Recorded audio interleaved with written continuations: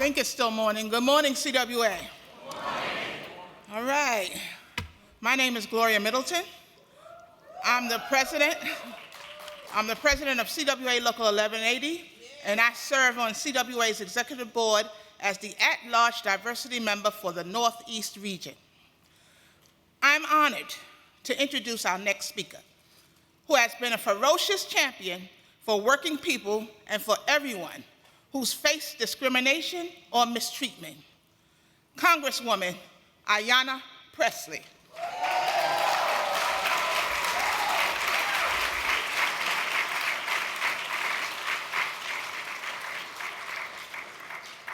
I imagine most everyone in this room knows that Congresswoman Pressley has been a champion for the underrepresented. She talks often about how those closest to the pain should be closest to the power. She also routinely walks picket lines and helps workers bargaining for better contracts. She helped workers at Wells Fargo who were fighting back against the bank ripping off both workers and customers to form a union with what union? CWA. And by doing these things, she helps bring those people who are experiencing the pain more of the power that they need and deserve. Congresswoman Pressley serves on the House Financial Services Committee and the House Oversight Committee. Of course, Wall Street and other powerful interests care a lot about what happens on those committees. But she holds the line each and every time for the labor movement and for CWA.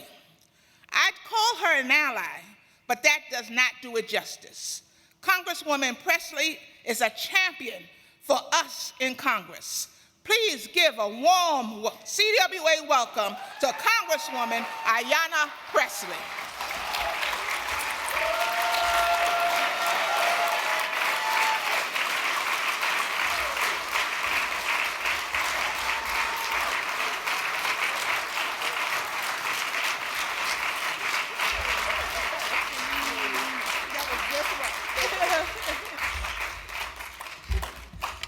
All right, good morning. Good morning, family. Thank you, Gloria. Thank you so much for that warm introduction. Good morning, brothers and sisters. I never tire of saying that because something that I love about the labor movement is that we recognize that we are one human family and that our freedoms and our destinies are tied. Thank you, President Claude Cummings Jr., for your steadfast leadership of Communication Workers of America. Thank you to everyone here for being bold. Thank you for being courageous. Your willingness to be loud and proud, to join efforts to move our nation forward has not gone unnoticed. On the most critical issues of our time, CWA is in the room, making its voice heard, creating space for others along the way. On LGBTQ equality, CWA is there. On student debt cancellation, CWA is there. Ceasefire for peace and returning hostages, CWA is there. From my home in Boston, the Massachusetts 7th Congressional District, to all across the country, I know the truth. If I were giving an address right now, if I were addressing our union, I would say the state of our movement is strong. The state of our labor movement is strong. Union strong. I can see and feel the strength and the power in this room, a multiracial and generational membership from every walk of life, working in an array of sectors like telecommunications and airlines and healthcare and manufacturing. But we know this was not always the case, and it didn't always happen. The labor movement has been through a lot, and we are all stronger because of it. The rights and the protections that so many workers enjoy now are the results of hard-won battles of CWA, past and present. Their names might not be recorded in history books, but their impact is undeniable. We are the beneficiaries of their sacrifice. The fight for better wages and benefits, safer working conditions and protections from workplace harassment and discrimination have been union fights. I'm thinking of immigrant workers, pregnant workers, disabled workers, and so many more who would be cast aside if it weren't for the power of unions. Let the record reflect. At a time when there are people who seek to revise and rewrite history or to footnote the historical contributions of the people in this room, let the record reflect that the gains that have been made, the progress that has been realized, is because of this movement and the power of unions.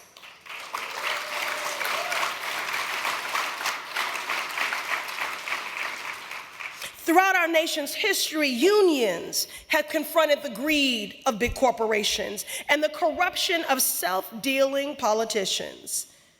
I've witnessed many of these victories firsthand from my younger days. My mother, may she rest in peace and power, as the kids say, I get it honest. My mother was an organizer for tenants' rights. And she demonstrated to me by her righteous role modeling that the most effective, sustainable, transformative way with which to usher in change is through movements. She taught me early on that workers' rights are human rights and that economic justice is workers' justice. This is still true today, and the fight continues. Gloria, I so appreciate what you said, that you want to call me more than an ally. I want to be more than an ally. I want to be an accomplice and a co-conspirator in the work of justice. More than an ally, an accomplice. Because we find ourselves at an inflection point. You know, it's become the word of commonplace the last 5 years to say we find ourselves in an unprecedented moment. True enough, it's unprecedented in our lifetime, but it is not unprecedented. It is very familiar. That is why Coretta Scott King, who was an incredible champion for workers' rights and workers' justice, reminded us that freedom is won and earned in every generation. Freedom, the work of justice, is not a linear path, y'all. It is a disruptive algorithm, and we are in it. So buckle up, because history has taught us many times that gains are not guaranteed. And that is why we have to fight like hell for the gains that have been made and to build upon them. If we are truly in an unprecedented moment, then that moment demands of us unprecedented organizing, unprecedented mobilizing, unprecedented legislating as if lives depend on it, because they do.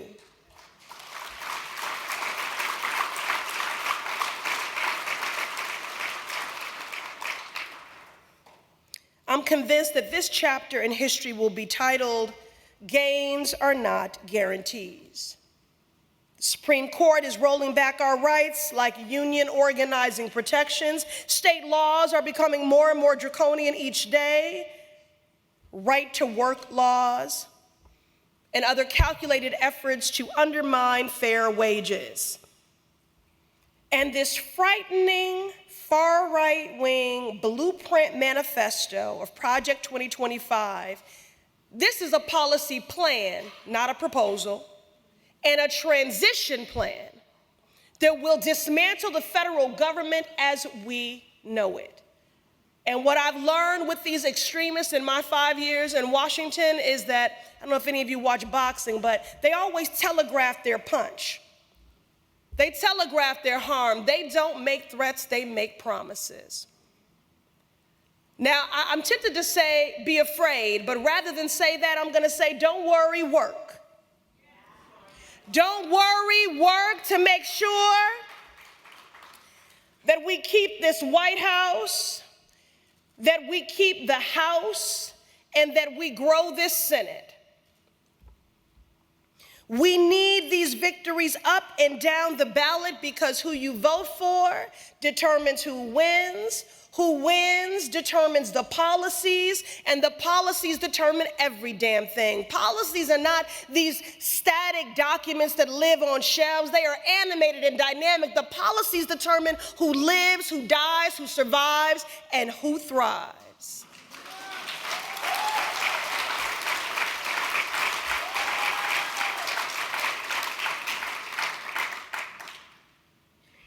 So in order to ensure that this extreme blueprint of Project 2025 that wants to dismantle the federal government as we know it, including agencies like the NLRB that protect the rights of workers, not only do we need unprecedented organizing, mobilizing, legislating to stop Project 2025, to defeat Donald Trump, to keep the White House, I'm going to ask you to do something else unprecedented, and that is to practice the discipline of hope.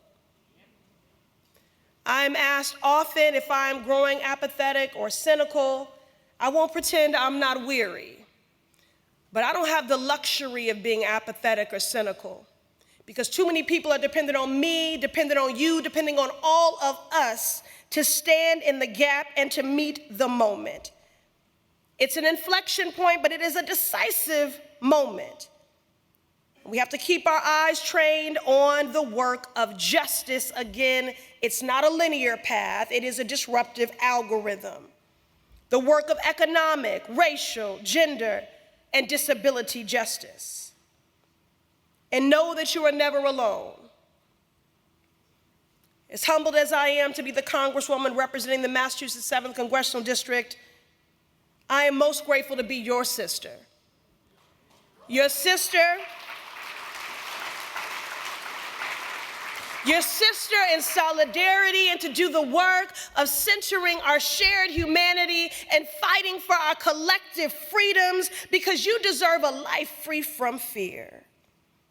A life where you are defined by potential and possibility, defined by your joys and not your traumas, where you are able to live and to thrive. You are community builders, public servants, democracy defenders. And I'm deeply grateful for the role that you have played in my own life.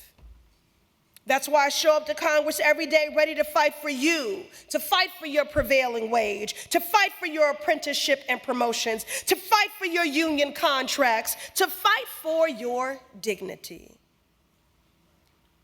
So as you organize, strategize, and mobilize this week in Washington, let me share something that I've learned. More often than not, government does not lead, but it does respond. And on Capitol Hill, my colleagues in Congress need to know that CWA is in this room, and you have to make your voices heard. Because I do believe that another world is possible, a more just, fair, and equitable world. Another world is possible. It's time to pass the PRO Act. It's time to expand broadband access. It's time to raise the minimum wage. It's time to put people before profits. It's time to get to work. I'm grateful for your sweat equity, your talents, your skills, today and every day. Know that as one of my favorite siblings, Latasha Brown, has said so many times, that organized power is realized power.